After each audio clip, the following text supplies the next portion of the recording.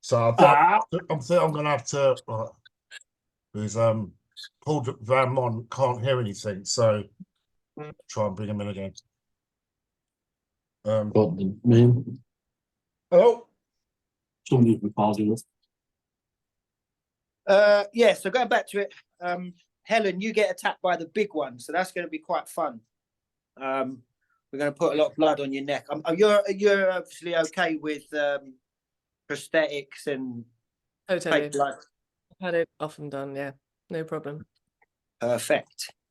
And yeah, so I think we are making another one the size of Rodney. Yeah. Because we can't physically blow Rodney out. We're giving him away in the crowdfunder.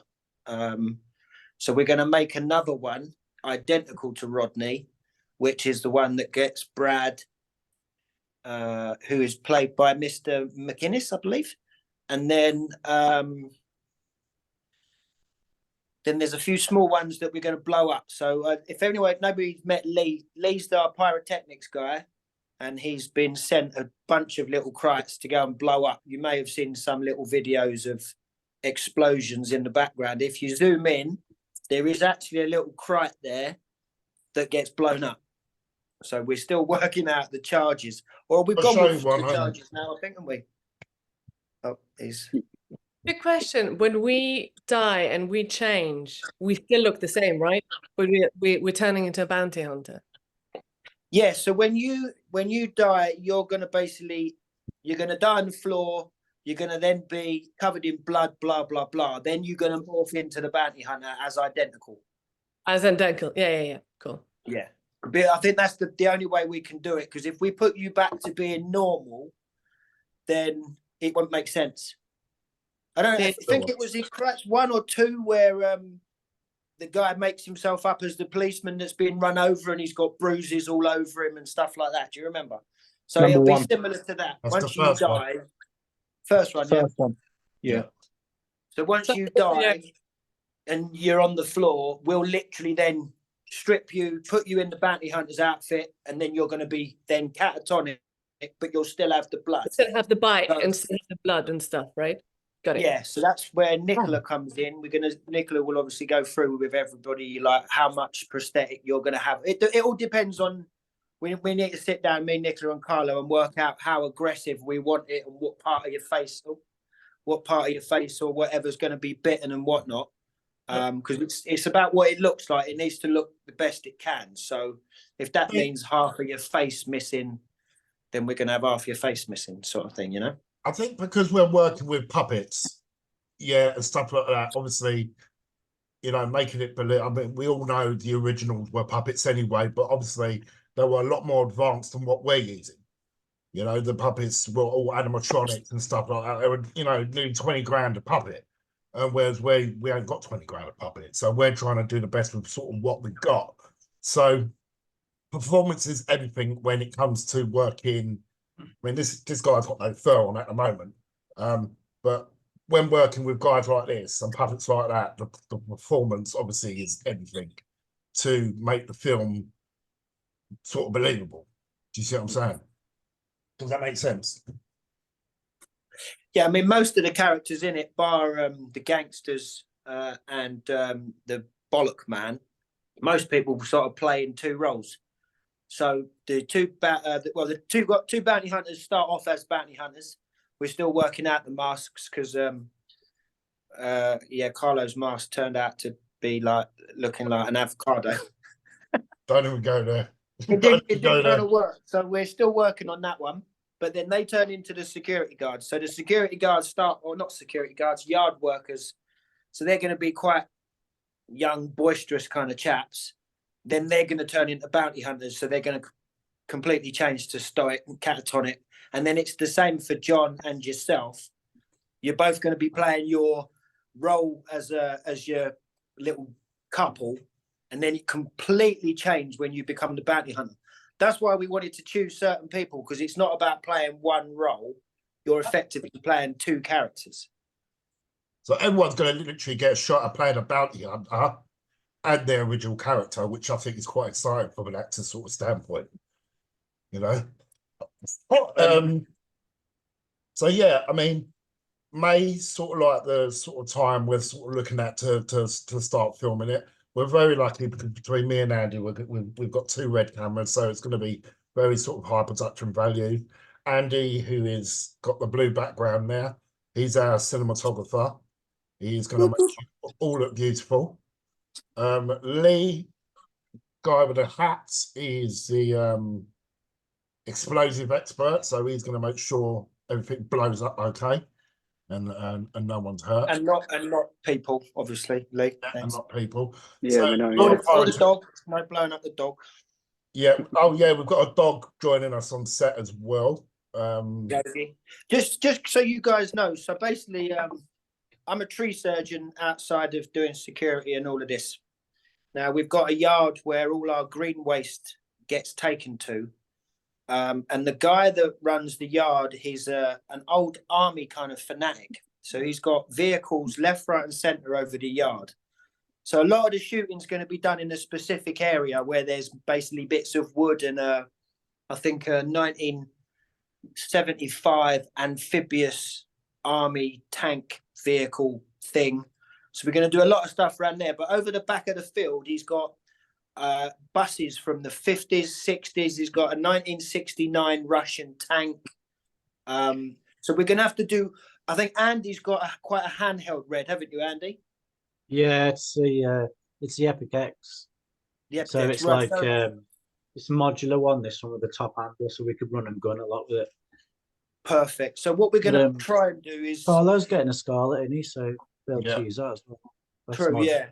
Yeah. So, We want to try and get some shots of once the bounty hunters are then bounty hunters and doing searches, is as many different kind of vehicles and tanks as possible, just to make the place look more cinematographic, because it really is a fantastic place. We've just got to check the lighting, Carlo, because we're not going to get much light over the back fields. Well, I spoke to Rico the other day, and he's got about 6 massive floodlights. It's just powering the things. Right, so we've got generators down the yard, which again we need to speak to Louis about, because it depends where we can have the generators, where we can put the floodlights up. But what we might have to do is someone dress up as a bounty hunter, and Andy and said person, whilst it's at the right time of the evening and the light's right or matchable, do some of the shots over there whilst we're doing other shots in the floodlit area, if that makes sense.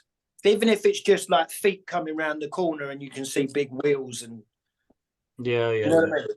Speaking to Carlo, yesterday, wasn't it, mate? Talking about some lights. We'll need some diffusion as well, which we did know. Yeah, we're Gone getting open them the all door. That's why I was bouncing the lights off the ceiling and everything. Remember? Yes. So we're going to get some diffused lights, so we can light it up pretty well. But it's not going to be so harsh this time, so a bit more cinematic. Yeah. Some C stands as well. We said, didn't we? Yeah. Just like we can put the C stands out and put the diffused, meshes on and stuff. So they're cheap. You can use like a white cotton sheet if you wanted to. As long as you've got the C stand. And this time we'll be able to get rid of those shadows and diffuse it and make it look a lot more cinematic. And we can just like move them around really quick as well. So we can get all those type of shots a lot quicker this time. Yeah. Well, what we need to do as well, Carlo, when we next go down the yard, is get a lot of footage, wide footage for Andy, so he can see how many nooks and crannies there are. Because like getting rid of all the shadows is going to be nigh on impossible. I mean, you've seen the yard, Carlo. Yeah. It's a big It's place, but it's got so it's- much production value. Like, Yeah. the place looks so good. Vehicles everywhere. There's lumps of wood. There's a 2 mini tanks just sitting in the middle of the yard, and then you've got amphibious vehicle there. The tea huts kind of separate to that other section where the gas chamber thing is.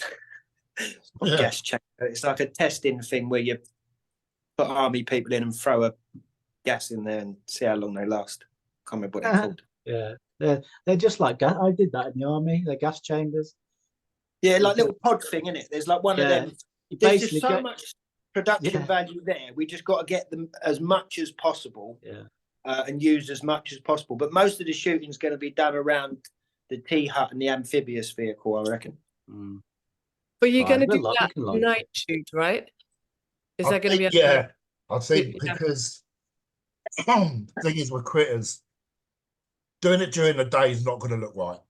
You know, Right. Okay. critters is, you know, you can't have critters running around during the day.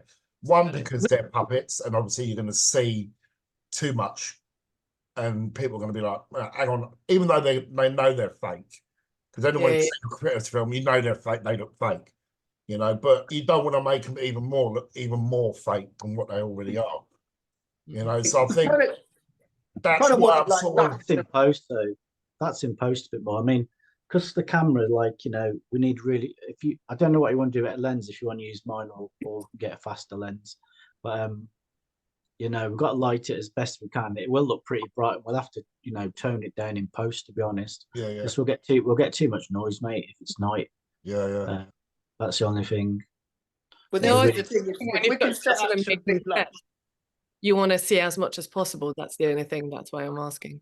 Yeah. I mean, critters That's what I'm are saying. We'll all light it as distance, bright as aren't we can. We see as much as possible to the eye, but in post, like we've done with Don't Open the Door, we can tone a lot of it down and put things in shadow and stuff like that. So we won't be able, the image won't stand up if it's too dark. Because they're brilliant cameras, but they do need a lot of light. Need a lot of light, yeah. Yeah. If you're using generators, you're gonna have to double check what the sound is like as well, because that'll carry at night with the sound of generators for the lights. Exactly. This is the other issue. So what we're thinking is where the T-hut is, I think there is automatic. I think there is already power. It's only we're only going to need the generators to run the larger lights off of, I think. So we may have to do some ADR on it, but well, we need to go back down the yard. Yeah, well, we'll go back. I mean, this is just a rough sort of like ask questions, you know, everyone sort of saying hello, sort of this is me sort of thing. And you know, getting ready to, you know, because like I say, we're still in pre-production. There's still a lot more stuff that's got to do with the creatures and weapons and clothing and stuff like that. So, you know, going into it when the weather's quite nice as well will make the experience a lot more nicer. You know, you don't want to be running around freezing your ass off, chasing critters. Do you know what I mean? So has anyone got any questions? Like any questions at all? Are you planning for talking about costume in terms of costume fittings? You know, do you need sizes and stuff like that? Be helpful in advance? That would be helpful. We're looking at sort of getting a couple of sort of like futuristic coats. And obviously when, you know, that's sort of like for the bounty hunters at the stuff. I think with Helen and Brad, I mean, sort of any sort of gangstery sort of outfit would do. Really. Obviously no labels. Do you know what I'm saying? No like Nike labels and stuff like that, you know, bits and pieces like. But it's a sort of thing we're still trying to sort of iron out. Because we've been so busy building monsters and stuff like that, we've sort of, you know, it's sort of like taking over everything really. I think for Helen and Brad, or Amelia and John, I don't know what you'd rather be called at this point. I think what they're going to be need, because they know they're on a little mini mission to go and find the money for the gangsters. So I reckon they know they're going to be going somewhere a bit creepy. So I reckon probably dark jeans, dark shoes, and like a dark hoodie or something. Maybe a pair of gloves. That's it. They're not going to turn up in a whistle and to go and find some cash at a yard, are they? And that would also make it easier for the costume when it comes to the bounty hunter, because if Amelia and John are wearing their own sort of black boots, say black trousers, then when we change from them into bounty hunter, we just have to put the big jackets on them, give them the weapons and the little gadgets. You This is almost want going it to like come a, off in 10 minutes because I haven't got prey. So you almost want it like a covert look, don't you? You want like a covert look to those guys. yeah. That's what I mean. You're not going to turn up like in a high vis and whatnot. As far as you're aware, you're just going to go and find some cash and get out of there. So you want to be kind of low key. But then we've also got to remember we are going to be shooting in dusk or dark. We don't necessarily want you wearing pitch black because we might not see anything apart from your little head. So we've obviously got to work out how much light we're going to need down the yard and stuff like that first. So we need to work out where we're going to put the spots, where we're going to put the lights. I mean, again, yeah, we can't work out until we can get back down the yard. Where does everybody live in comparison to Orpington? Amelia, whereabouts are you based? It's an Amelie, Surbiton. Oh, So Amelie. don't worry. I can take the train, but I could Where, also where did you say? Surbiton. Surbiton, right. So where's Surbiton? That's by Mitcham way, is it? It's Kingston that way, isn't it? Kingston, right. John? I'm up in Manchester at the minute, but I've got a base in London, so that shouldn't be a problem. No worries. James? I'm down in Shoreham by Sea, which is just along the coast from Brighton. Shoreham, I know Shoreham, yeah. Andy's up north somewhere. Andy's in I'm Paris. in Shropshire. I'm in, mate.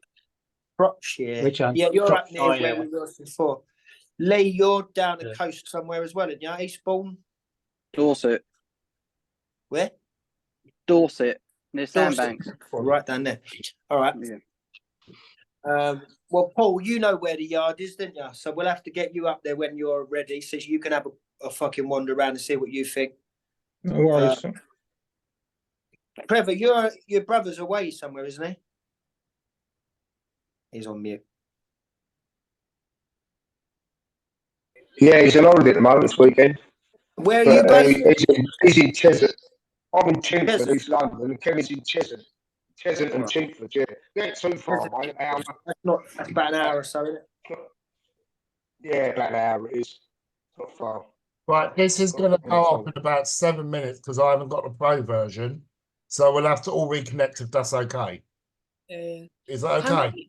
many, How many days filming do you plan? Or are you planning with? What We do you need to think? do a shot list, really.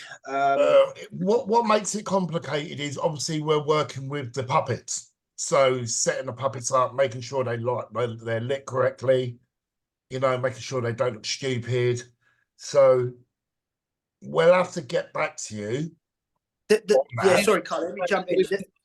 The thing is, Amelia, Amelie, sorry, I keep getting your name wrong. Don't worry. What we need to make sure we've got is me and Carlo and Paul literally live 20 minutes from the yard, half hour from the yard. So we can go back and do certain shots with regards to crats and critters and shots like that. We just need to make sure we've got all of your guys' shots set ready so we can do all of that. It may be a case that you might not see that many of the critters on set because we're going to concentrate on you and your bits, and then me and Carlo can go back and do the rest as pickups. So hopefully, I don't even want to say, to be honest. I'd like to say get it done in Don't more worry than about it. you Even if guys, you need but to do a reshoot, I'm there. So don't worry about it. It's more out of interest. Like, hopefully no worries. 2 days, maybe 4 days, nights even. It all depends. We need to. Me and Carlo need to go through this shot list at the yard and literally work out how long it's going to take for each section. Then we know we can do certain bits to the side, like a lot of the blown up stuff. We can't have anybody near, so we might even do that on a complete separate day, just when Lee comes down, and anybody that's in shot is going to be on a reverse shot anyway. We'll have the bounty hunter do the laser, then we'll have the crate blowing up. So all the blowing up stuff, no one's going to be in shot at the same time. So that may be getting done on a separate day. Do you get what I mean? So we need to get down there, Carlo, and go through it. Yeah. What do you think, Andy? For setups and stuff like that, roughly, would you? He needs to You see don't, the know, yard. you don't ask me, mate. You know what I'll say? Like 20-1 shooting ratio. Like. Yeah, I mean, Julian's right. We can make it work.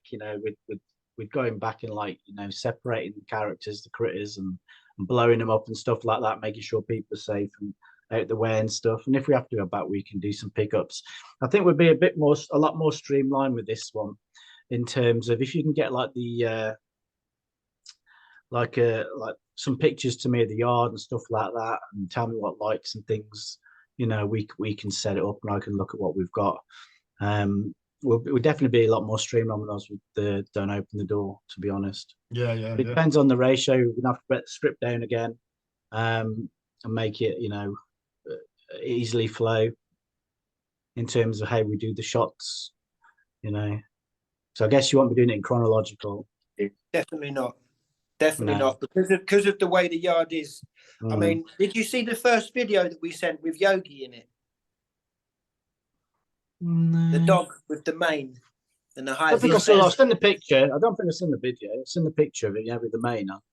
Yeah, Right, so there's an actual video. There's an actual video. Carlo, you send that out again. Yeah. When you first, I think in the video we show the tea hut, and then you see kind of the section near the tea hut. That's where most of the bits are going to happen.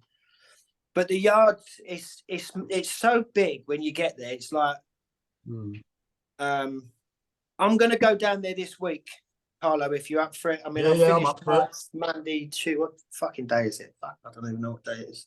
Sunday. Sunday.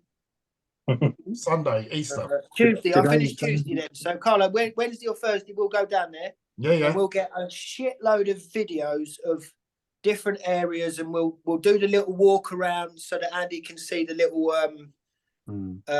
corridors and alleyways and stuff like that. It's 'Cause got it might so be much nice character. I mean, the bounty hunters are going to be having torches, aren't they? Yeah, They yeah, I'll take the try and put torches it off on their the guns. yard guys. So there might be a nice couple of shots, Andy, where you're holding the camera with the torch above it, and you're walking down like little corridors and looking up as if you're, First person. as if the camera's the First gun, as perspective, if yeah. the camera's the gun, sort of thing. Yeah, we can do that. It's a lot more, like I say, with the it is quite heavy still, but like it's a lot more maneuverable. This one is a lot more. Or the Scarlet, depending on which one we use, or both of them. Wait, I think we use them both. Yeah, that's fine. And I think obviously if you go down, you guys go down, Julian, Carlo, and you work out your moves, what the characters are doing, get a good idea in your head.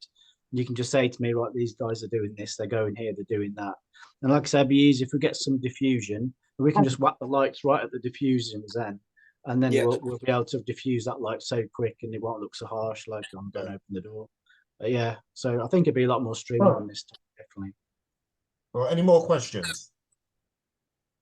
Any questions? It's time to ask. So what was the name of the location again, please? It doesn't really have a name. It's a private kind of yard for tree surgeons. I can send you a map with a pinpoint on it, and you can kind of Google the area. But it's on a road called Shire Lane, Shire Lane, Shire Lane, and it runs between Orpington and Keston. I think it's BR5 or BR6 postcode. I think I put it in a group a little while back. Didn't I put it somewhere for you, Lee? Yeah, you did. Yeah, it was in a group. We've got two Kratz groups now, so I don't know which one this is or that is. Yeah, But yeah, probably in the old one.